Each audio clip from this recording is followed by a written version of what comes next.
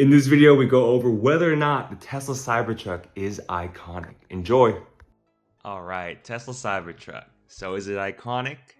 Is it everything has been cracked up to be after driving this truck for almost a couple hundred miles? Honestly, it is probably the most fun car I've driven, as well as it's the most popular car I've driven, just with the amount of attention it gets, right? So the crazy thing about this car, especially since it is very new, it's kind of new in the hype, you will get a lot of attention. So keep that in mind when you buy that truck, right? A lot of people are going to stop you. A lot of people will try taking a picture with the truck, asking if they can go inside the truck, record the truck, everything of that nature, right? So keep that in mind if you want this truck. And in my personal opinion, I think it's iconic because of the technology that was put into this car. I was listening to Sandy Monroe and his team talk about the engineering behind this car. And keep in mind, he's one of the best engineers, car reviewers, just technical minds in general. I've worked at places like Google, Meta, so around technology a lot of my career, a lot of my life. And I think this car is amazing, right? Just the technological marvel put into how they had to hard press, cut the shapes, pieces out of this car. You're going to get a lot of hate, especially when you try and do something different from the norm, and that's okay. And Tesla, what they did with this has been nothing short of amazing. I think with regards to the exterior, the look of it, it is very polarizing because of how different it looks from a typical car. But me being so into technology, I have really enjoyed the way the car looks. I've enjoyed the feel. I've enjoyed just the overall engineering and beauty of the car. I've always been a fan of people who push the envelope with regards to technology, and this is something that has pushed the envelope. I've never seen a truck go this fast as well as drive this smooth. What does that mean? I believe your 0 to 60 is around 3.5 seconds with this car, and then around 2 seconds, 2.5 with the Cyber Beast, right? Extremely fast. I don't know if you need to go that fast. Also, that kind of like lowers your range, which is kind of unfortunate for that. But overall, this car has been amazing. I love how the truck bed opens and closes automatically. If you've ever been in a Rivian, it's had a lot of issues with it breaking. This so far hasn't broke. And the beauty of it is that it is such a big car that you're able to store a lot of things in the back, right? I've had a Model S, a Model 3, X, Y, all the Teslas, and I think the back seats for this Cybertruck has been the most comfortable back seats I've had. A lot of my friends, family who have sit in the back of the car, they think that it's extremely spacious. They won't feel any kind of cramps or tiredness from sitting in the back seat, right? Driving in the 3, everyone felt very tight in the Model 3. In the S, similar thing where it just kind of felt a little tight, but the Cybertruck had the most room and the seats were extremely comfortable. With regards to the driving experience, I've had a Model S, right, as well as the Model X, Y3. The Cybertruck suspension, the comfort driving this car is probably the most comfortable car I've driven, right? With exception to the new Model 3, I think that has a great suspension as well. However, the Cybertruck has an air suspension and it's extremely comfortable to drive. So I've really enjoyed driving the car. The only hard part about driving the car is that it's truck, right? So trucks are a lot bigger than most kind of your sedans, your Ys, your Model Ys, your Model 3s, whatever it may be, and they're a lot bigger, right? I think it's similar to driving the X, but imagine it 20 to 30% bigger, right? So there's always kind of this fear as I'm driving up to a supercharger that's on the top floor, or I'm in a parking garage. You're always kind of scared that you're not going to hit the clearance, right? Essentially, there's like bars or beams, and you're always scared your truck is going to hit those beams because the car is so big, right? And that's a fear, right? However, the beauty of the car is it has such a minimalist look inside, and it is very, very nice. You feel so clean, like inside the car, right? And I know people's main gripe with the car is that, hey, there's only a middle screen, right? But Tesla made it work with the Model Y and the Model 3.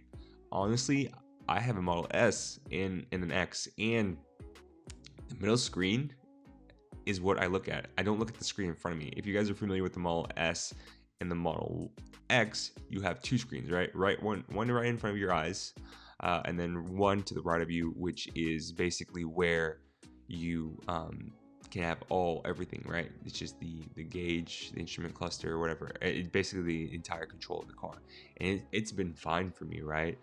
And the cool thing about looking out into the Cybertruck is you have a giant window, right? You have a giant glass right in front of you, and it feels like you can see the entire road. So I've enjoyed that portion of the car, right?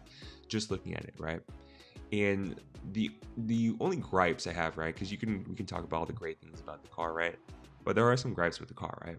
One is that the steel sheets, the metal sheets, the stainless steel sheets all around the car, some parts are kind of sharp, right? And the power frunk, it can close on your hand. It can cause a lot of pain if you ever get stuck there, right? So there are some parts of the hardware that you just don't enjoy as well as the technology.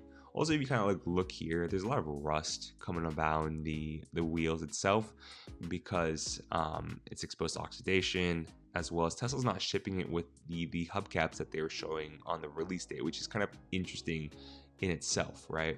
So that is kind of one gripe, right? And I'm very curious to see how much the maintenance is going to be for a wheel this big, right? These tires are humongous.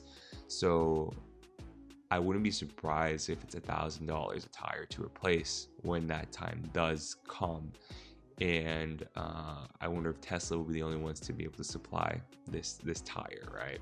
Which is kind of interesting. So we'll see how that goes going forward. Also, the one malfunction I saw in the car after the first couple hundred miles has just been the power seats in the front. So as you guys are aware, right, most cars, they have power seats where you can move the seat forward and backward.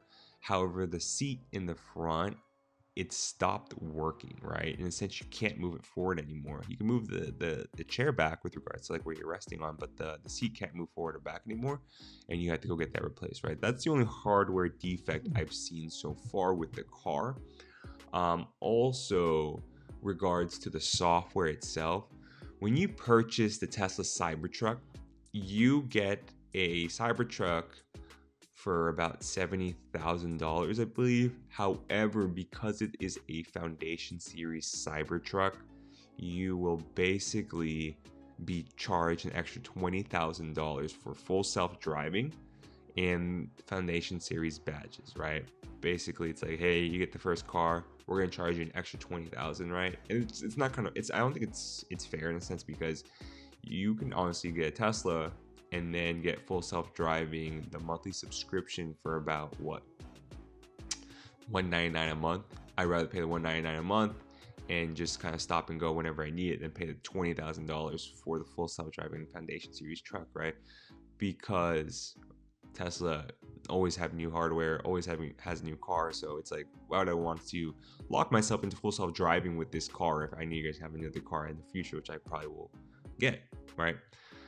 And because you have the Foundation Series of the truck, you need to imagine yourself as a beta tester where you have the first rendition of the car. So a lot of the kinks, a lot of the issues with the car, you're going to be experiencing it because you're beta testing the car. You're basically one of the first people to drive the car. So that's one of the gripes I have with the car, right?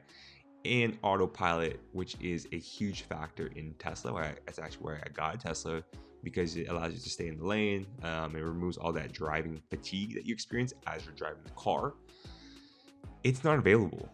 They have the software on the car. You'll see autopilot on the car. You'll see full self-driving on the car, but you can't use it. Essentially, Tesla's Cybertruck is just cruise control. You can just use it for cruise control, where you go in the freeway, keeps you at a certain speed, and respects the following distance of the cars behind you. So that is really it, right? So you kind of do have to drive like a normal car, right? My thoughts are that eventually they will push a software update to make it available to the users to use autopilot, but right now it's not there.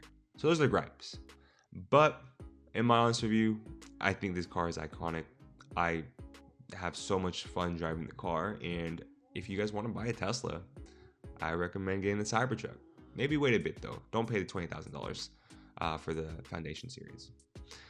With that being said, Jello family, please like, comment, and subscribe. I have a newsletter called the Silicon Buddy down below.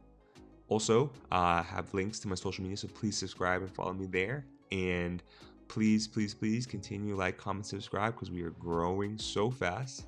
Angelo family, I will catch you guys later on the next video. Have an amazing day. Peace.